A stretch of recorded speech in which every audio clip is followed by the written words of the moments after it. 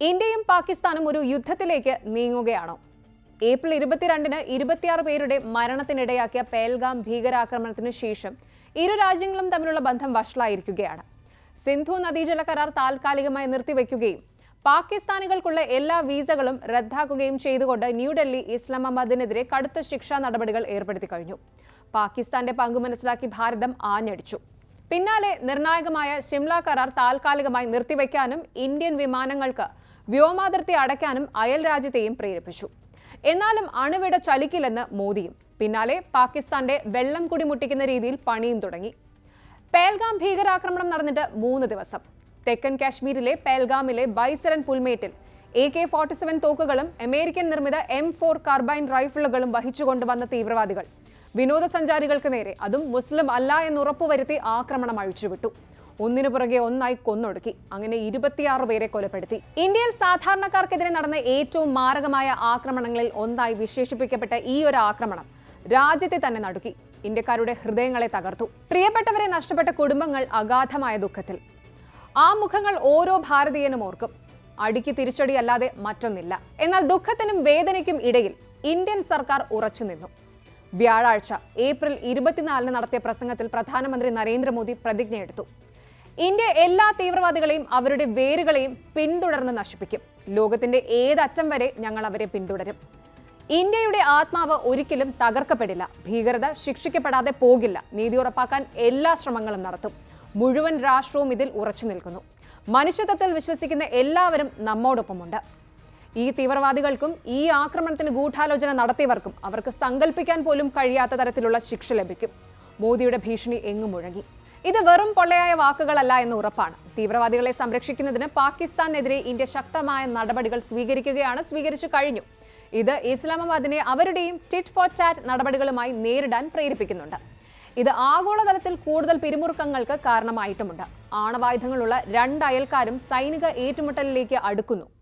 അടുത്തതായി എന്ത് സംഭവിക്കുമെന്ന് ലോകം ശ്വാസം അടക്കിപ്പിടിച്ച് ഉറ്റുനോക്കുകയാണ്. യുദ്ധമോ? പേൽഗാം ഭീകരാക്രമണത്തിന്റെ പിറ്റെന്ന് പാകിസ്ഥാനെതിരെ ശിക്ഷാ നടപടികൾ പ്രഖ്യാപിച്ചു.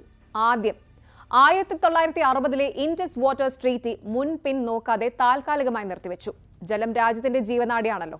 വാസ്തവത്തിൽ പാകിസ്ഥാന്റെ കൃഷി സിന്ധു നദീതടത്തിലെ ജലത്തെ വളരെയധികം ആശ്രയിക്കുന്നതിനാൽ ഈ കരാറ് രാജ്യത്തിന് നിർണായകമാണ്. ജലപ്രവാഹത്തിൽ എന്തെങ്കിലും ഇടപെടൽ ഉണ്ടായാൽ അത് യുദ്ധത്തിന്റെ പ്രവൃത്തിയായി കണക്കാക്കുമെന്ന് പാകിസ്ഥാനും പറഞ്ഞു. അവിടെ തീർന്നില്ല. പിന്നാലെ അടുത്ത പണി. അഠാരിയിലെ സംയോജിത ചെക്ക് പോസ്റ്റ് അടച്ചുപൂട്ടി. സാർക്ക് വിസ ഇളവ് പദ്ധതി SVES വീസകൾ പ്രകാരം പാകിസ്ഥാൻ പൗരന്മാരെ ഇനി ഇന്ത്യയിലേക്ക് യാത്ര ചെയ്യാൻ അനുവദിക്കില്ല. പാകിസ്ഥാൻ പൗരന്മാർക്ക് നേരത്തെ നൽകിയ SVES വീസകൾ റദ്ദാക്കി.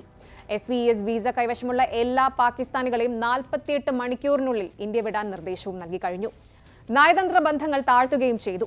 പാകിസ്ഥാൻ ഹൈക്കമ്മീഷനിലെ പ്രതിരോധ, സൈനിക, നാവിക, വ്യോമ ഉപദേഷ്ടാക്കളെ പെർസോണ നോൺ ഗ്രാറ്റയായി പ്രഖ്യാപിക്കുകയും രാജ്യം വിടാൻ ഒരാഴ്ച സമയം നൽകുകയും ചെയ്തിട്ടുണ്ട്. ഇസ്ലാമാബാദിലെ ഇന്ത്യൻ ഹൈക്കമ്മീഷനിൽ നിന്ന് പ്രതിരോധ ജീവനക്കാരെ പിൻവലിക്കുമെന്നും ഇന്ത്യ പ്രഖ്യാപിച്ചു. മാത്രമല്ല, മെയ് 1-നകം ഇന്ത്യ ഹൈക്കമ്മീഷനുകളുടെ എണ്ണം നിലവിലുള്ള 55-ൽ നിന്ന് 30-ആയി കുറയ്ക്കും. പാകിസ്ഥാൻ പൗരന്മാർക്കുള്ള നിലവിലുള്ള എല്ലാ വീസകളും ഏപ്രിൽ 27 മുതൽ പ്രാബല്യത്തിൽ വരുമെന്ന രീതിയിൽ റദ്ദാക്കുമെന്നും അവർക്കുള്ള വിസ സേവനങ്ങൾ താൽക്കാലികമായി നിർത്തിവെക്കുമെന്നും ഇന്ത്യ പ്രഖ്യാപിച്ചു. എല്ലാ പാകിസ്ഥാനികൾക്കും നൽകുന്ന മെഡിക്കൽ വീസകൾ ഏപ്രിൽ 29 വരെ മാത്രമേ സാധ്യതയുള്ളൂ എന്നും അതിൽ പറയുന്നു. ഇതോടെ മോദി സർക്കാർ ഒരു പാകിസ്ഥാനിക്ക് രാജ്യത്ത് പ്രവേശിക്കുന്നത് സ്വപ്നം കാണാൻ പോലും പറ്റാത്ത വിധമാക്കി കഴിഞ്ഞു. പഞ്ചാബിലെ ഗുരുദാസ്പൂർ ജില്ലയിലെ കർത്താർപൂർ ഇടനാഴി സംഘർഷം രൂക്ഷമായിട്ടും പാകിസ്ഥാനിലെ കർത്താർപൂർ സാഹിബ് ഗുരുദ്വാര സന്ദർശിക്കാൻ തീർത്ഥാടകർക്കായി തുറന്നിട്ടിരിക്കുകയാണ്. ഇനി ബീറ്റിംഗ് റിട്രീറ്റ് ചടങ്ങിനിടെ അട്ടാരി അതിർത്തിയുടെ കവാടങ്ങൾ തുറക്കുകയോ പാകിസ്ഥാൻ റേഞ്ചറുമായി പതിവ് ഹാൻഡ് ഷേക്സ് നടത്തുകയോ ചെയ്യില്ലെന്ന് ഇന്ത്യയുടെ ബോർഡർ സെക്യൂരിറ്റി ഫോഴ്സും അറിയിച്ചു. കഴിഞ്ഞിട്ടില്ല. ഇന്ത്യയുടെ ക്രിക്കറ്റ് ബോഡിയായ board of control for cricket in India BCCI പാകിസ്ഥാനുമായി ഒരു ഉഭയകക്ഷി ബന്ധവും നടത്തില്ലെന്ന് പ്രഖ്യാപിച്ചു. ഞങ്ങൾ ഇരകളോടൊപ്പമാണ്. ഞങ്ങൾ ഈ ആക്രമണത്തെ അപലപിക്കുന്നു. ഞങ്ങളുടെ സർക്കാർ എന്ത് പറഞ്ഞാലും ഞങ്ങൾ അത് ചെയ്യും. ഞങ്ങൾ പാകിസ്ഥാനുമായി ദ്വിരാഷ്ട്ര പരമ്പരകളിൽ കളിക്കില്ല. എന്നാൽ ICC ഇടപെടൽ കാരണം ഞങ്ങൾ കളിക്കുന്നു. എന്ത് സംഭവിച്ചാലും അവർ അത് ചെയ്യുമെന്നും ICCക്കും അറിയാം. BCCI vice president Rajeev Shukla പറഞ്ഞു. അടുത്തത് പേൽഗാം ആക്രമണത്തിന്റെ പശ്ചാത്തലത്തിൽ പാകിസ്ഥാൻ നടൻ ഫവാദ് ഖാന്റെ പുതിയ സിനിമയായ അബീർ ഗുലാൽ ഇന്ത്യയിൽ റിലീസ് ചെയ്യില്ലെന്ന് വൃത്തങ്ങൾ അറിയിച്ചു. അബീർ ഗുലാൽ ഇന്ത്യയിൽ റിലീസ് ചെയ്യുന്നില്ലെന്ന് ഉറപ്പാക്കാൻ ആവശ്യമായ എല്ലാ നടപടികളും സ്വീകരിക്കുമെന്ന് federation of western India cine employees അറിയിച്ചിട്ടുണ്ട്. ഇനി ടിറ്റ് ഫോർ ടാറ്റ് കളികൾ. ഇന്ത്യ പാകിസ്ഥാനെതിരെ നടപടികൾ പ്രഖ്യാപിച്ചപ്പോൾ പാകിസ്ഥാനും വെറുതെ ഇരിക്കില്ലല്ലോ, പ്രതികാര നടപടികൾ പ്രഖ്യാപിച്ചു. കാശ്മീരിൽ വിനോദസഞ്ചാരികളുടെ ജീവൻ നഷ്ടപ്പെട്ടതിൽ പാകിസ്ഥാൻ ആശങ്കാകുലരാണെങ്കിലും 2025 ഏപ്രിൽ 23 പ്രഖ്യാപിച്ച ഇന്ത്യൻ നടപടികൾ കമ്മിറ്റി അവലോകനം ചെയ്യുകയും അവയെ ഏകപക്ഷീയവും അന്യായവും രാഷ്ട്രീയ പ്രേരിതവും അങ്ങേയറ്റം നിരുത്തരവാദപരവും നിയമപരമായ യോഗ്യതയില്ലാത്തതുമാണെന്ന് വിശേഷിപ്പിക്കുകയും ചെയ്തുവെന്ന് പാകിസ്ഥാൻ മന്ത്രി ഷെഹബാസ് ഷെരീഫിന്റെ ഓഫീസ് പറഞ്ഞു. വിശ്വസനീയമായ അന്വേഷണത്തിന്റെയും പരിശോധിക്കാവുന്ന തെളിവുകളുടെയും അഭാവത്തിൽ പേൽഗാം ആക്രമണത്തെ പാകിസ്ഥാനുമായി ബന്ധിപ്പിക്കാനുള്ള ശ്രമങ്ങൾ ബാലിശവും യുക്തിരഹിതവുമാണെന്നും ഷിംല കരാർ ഉൾപ്പെടെ ഇന്ത്യയുമായുള്ള എല്ലാ ഉഭയകക്ഷി കരാറുകളും നിർത്തിവെക്കാനുള്ള അവകാശം വിനിയോഗിക്കുമെന്നും ഇസ്ലാമാബാദ് പിന്നീട് പ്രഖ്യാപിച്ചു. 1971 യുദ്ധത്തിന് ശേഷം ഇന്ത്യൻ പ്രധാനമന്ത്രി ഇന്ദിരാഗാന്ധിയും പാകിസ്ഥാൻ പ്രസിഡന്റ് സുൽഫിക്കർ അലി ഭുട്ടോയും ഒപ്പുവെച്ച കരാർ ഒരു സുപ്രധാന വഴിത്തിരിവായി കണക്കാക്കപ്പെട്ടു. ഇന്ത്യയും പാകിസ്ഥാനും തമ്മിലുള്ള നല്ല അയൽപക്ക ബന്ധങ്ങൾക്കായുള്ള സമഗ്രമായ ഒരു ബ്ലൂ പ്രിന്റ് ആയിരുന്നു ഈ ഒരു കരാർ. ഇരു രാജ്യങ്ങളും മുൻകാലങ്ങളിൽ ബന്ധങ്ങളെ തകർത്ത സംഘർഷവും ഏറ്റുമുട്ടലുകളും ഉപേക്ഷിക്കാനും ശാശ്വത സമാധാനം, സൗഹൃദം, സഹകരണം എന്നിവ സ്ഥാപിക്കുന്നതിനായി പ്രവർത്തിക്കാനും കരാറിലൂടെ തീരുമാനിക്കുകയായിരുന്നു. പാകിസ്ഥാൻ നീക്കിയ കരുക്കൾ ഇനിയുമുണ്ട്. ഇന്ത്യയുമായുള്ള വാഗ അതിർത്തി അടച്ചുപൂട്ടുന്നതായി ഇസ്ലാമാബാദ് പ്രഖ്യാപിച്ചു. പക്ഷേ ഏപ്രിൽ 30 വരെ അത് തുറന്നിരിക്കുമെന്ന് പറഞ്ഞു. സിഖ് തീർത്ഥാടകർ ഒഴികെയുള്ള എല്ലാ ഇന്ത്യൻ പൗരന്മാരോടും 48 മണിക്കൂറിനുള്ളിൽ പോകാനും ഉത്തരവിട്ടു. കൂടാതെ സാർക്ക് പ്രോഗ്രാമിന് കീഴിൽ ഇന്ത്യക്കാർക്ക് നൽകിയ വീസകൾ താൽക്കാലികമായി നിർത്തിവെച്ചു. ഇസ്ലാമാബാദിലെ ഇന്ത്യൻ ഹൈക്കമ്മീഷൻ ജീവനക്കാരുടെ എണ്ണം 30 കുറച്ചു. എല്ലാ ഇന്ത്യൻ വിമാനങ്ങൾക്കും വ്യോമാതിർത്തി അടച്ചു. അതേസമയം ഇന്ത്യയുമായുള്ള എല്ലാ വ്യാപാര പ്രവർത്തനങ്ങളും നിർത്തിവെച്ചു. പേൽഗാം ആക്രമണത്തെ തുടർന്ന് ഇരുപക്ഷവും കടുത്ത നടപടികളിലേക്ക് നീങ്ങുന്നതിനാൽ ഇത് രണ്ട് ആണവായുധ രാജ്യങ്ങൾക്കിടയിൽ വലിയ സംഘർഷത്തിലേക്ക് നയിച്ചേക്കാവുന്ന ഒരു ആശങ്കയുണ്ട്.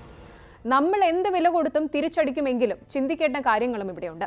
ഒരു സൈനിക സംഘർഷം ഇരുപക്ഷത്തിനും നല്ലതല്ല എന്നും ജാഗ്രത പാലിക്കണമെന്നും ചില പ്രതിരോധ വിശകലന വിദഗ്ധർ പറയുന്നുണ്ട്. തന്ത്രപരമായ കാര്യനിരൂപകനും വിരമിച്ച ഇന്ത്യൻ ആർമി ഓഫീസറുമായ അജയ് ശുക്ല പറഞ്ഞതുപോലെ സഖ്യങ്ങളോ സൈനിക പങ്കാളിത്തങ്ങളോ ഇല്ലാത്ത ലളിതമായ കാരണത്താൽ ഇന്ത്യക്ക് കൂടുതൽ സ്വാതന്ത്ര്യം വർദ്ധിപ്പിക്കാൻ കഴിയും. പക്ഷേ ഇന്ത്യ ഒറ്റയ്ക്ക് പോരാടുമെന്നതാണ് പോരായ്മ. വാങ്ങാനും ഉപയോഗിക്കാനും കഴിയുന്ന ആയുധങ്ങൾക്ക് പരിമിതികളുണ്ട്. പാകിസ്ഥാനും ചൈനയും മറ്റു ചില രാജ്യങ്ങളും ഇന്ത്യ വിരുദ്ധ സഖ്യത്തിലേക്ക് ഒന്നിക്കാൻ പ്രവണത കാണിക്കുന്നുവെന്ന ഖേദകരമായ ഒരു വസ്തുത കൂടി ഇവിടെ ഉണ്ട്. എന്നാൽ പാകിസ്ഥാൻ ഇത്തവണ കൂടുതൽ അപകടകരമായ ഘട്ടത്തിലാണ്. കാരണം പാകിസ്ഥാൻ തകർന്ന ആഗോളക്രമവും ഇന്ത്യയുടെ മാധ്യമങ്ങൾ മോദിക്ക് യുക്തിസഹമായി പ്രവർത്തിക്കുന്നത് പാകിസ്ഥാനെ വലയ്ക്കും. ഇന്ത്യ ഈ ഒരു ഭ്രാന്ത് അവസാനിപ്പിച്ചില്ല എങ്കിൽ ഇരു രാജ്യങ്ങളും പൂർണ്ണമായി നഷ്ടത്തിലാകുമെന്നാണ് പാക്കിന്റെ പക്ഷം. ഇനി പറഞ്ഞിട്ട് കാര്യമെന്തെന്ന് ഇന്ത്യയും. അപ്പോൾ ഇതാണ് കാര്യം. ഇനിയൊന്നും പറഞ്ഞിട്ട് കാര്യവുമില്ല. അടുത്തതായി എന്ത് സംഭവിക്കുമെന്നും അറിയില്ല. പക്ഷേ ഇപ്പോൾ ഇന്ത്യയും പാകിസ്ഥാനും തമ്മിലുള്ള ഭാവി പ്രതിസന്ധിയിലാണ് എന്നുള്ളത് ഉറപ്പാണ്.